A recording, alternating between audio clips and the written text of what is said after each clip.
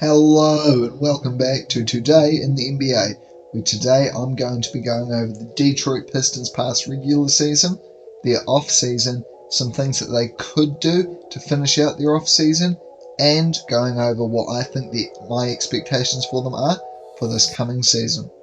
So to start off, the Pistons were not very good last year, but I do think a big part of that was Cade Cunningham not playing. I think Cade Cunningham is pretty much, without a doubt, the Detroit Pistons' best player. He's a pretty decent facilitator.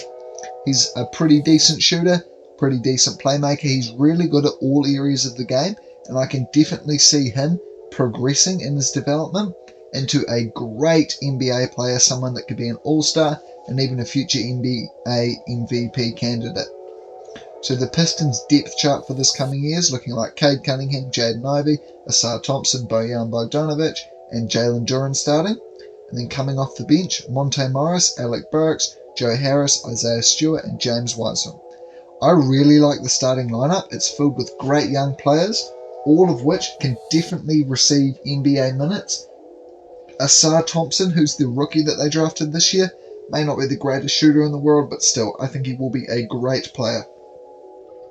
The bench is also pretty solid. Two good backup guards. Joe Harris is probably a little bit of a below average NBA player at this point, but he's still definitely a capable player to have in your lineup.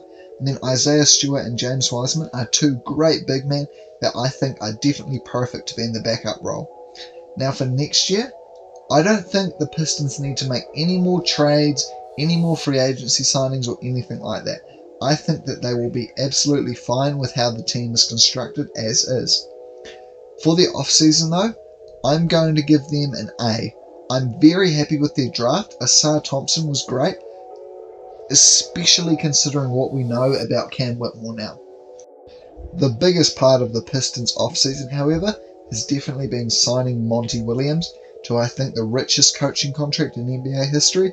Monty Williams is a great coach. I definitely don't think that Phoenix should have fired him, but they did sort of need to blame their playoff worries on someone, and they weren't going to pin it on the players. So I think the coach was the next best thing, which I think is very unfortunate, as Monty Williams is such a great coach and definitely didn't deserve to be fired. Anyway, for the Pistons, I think he will be great, helping them develop so well. If you look at the players that he's developed or helped to develop in Phoenix, we've got Devin Booker, Cameron Johnson, Mikal Bridges, all players who no one really thought were going to be as good as they have been at the NBA level. I think for this Pistons team, he's going to be a great developmental coach, definitely helping build on these players' strengths and fix their weaknesses. Along with being a great team coach, he's also a great player coach. Those aren't actual terms, it's just sort of what people use to explain how he interacts with players. In Phoenix, I think he was really, really liked, and I can definitely see him coming to Detroit and being someone that all the young players really, really trust with their development and really, really like. Anyway, the final thing that they did for their off-season was, I think, trading for Joe Harris. I think that's a pretty solid move. He's a great NBA level shooter. He's been pretty much amongst the league leaders in three-point percentage the last few years. He's a great shooter. He's not a great defender. He's a pretty solid cutter. So I think him playing alongside Cade, Jaden, and Asar Thompson, and Bojan Bogdanovic, and Jalen Duren, all players who are very capable passers, is going to be great to see.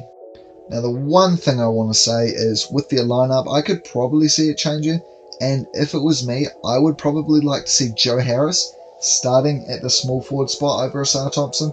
I know Joe Harris isn't really the greatest player in the world, but if he starts over Asar Thompson, he's a great shooter. So that helps Cade and Jaden Ivey and Jalen Duren, all players that definitely need spacing, and I don't know if Cade Cunningham is going to be able to make the best out of Asar Thompson. So instead, I think they start Joe Harris. Joe Harris is a great shooter, great cutter. As mentioned before, I definitely think he is going to be able to benefit greatly from Cade and Jaden, but I think the big thing is they will benefit, as they have someone that's an elite three-point shooter, someone that is able to get himself open. Monty Williams will be able to run plays for them that gets Joe Harris open, and I definitely think it'd be great for Cade and Jaden Ivey's development and Asar Thompson's development. Asar Thompson, you could probably play him 22 to 28 minutes a night, probably the sweet spot at around 25 minutes a night off the bench. I think Asar Thompson is really going to develop if he's the lead player, and coming off the bench, I could definitely see him being the leading scorer off the bench along with James Wiseman. Some pick and rolls between those two would be really, really nice. Just seeing Asar off the bench would be great, as you would be able to be a bit more of a primary ball handler. Anyway, thank you all for watching. I hope you enjoyed the video. If you enjoyed it, leave it a like. Please let me know what you think of it down in the comments, anything I missed as well. If you really enjoyed it, please consider leaving a subscription. It helps a heap. Thank you all for watching. I'll see you all in the next one.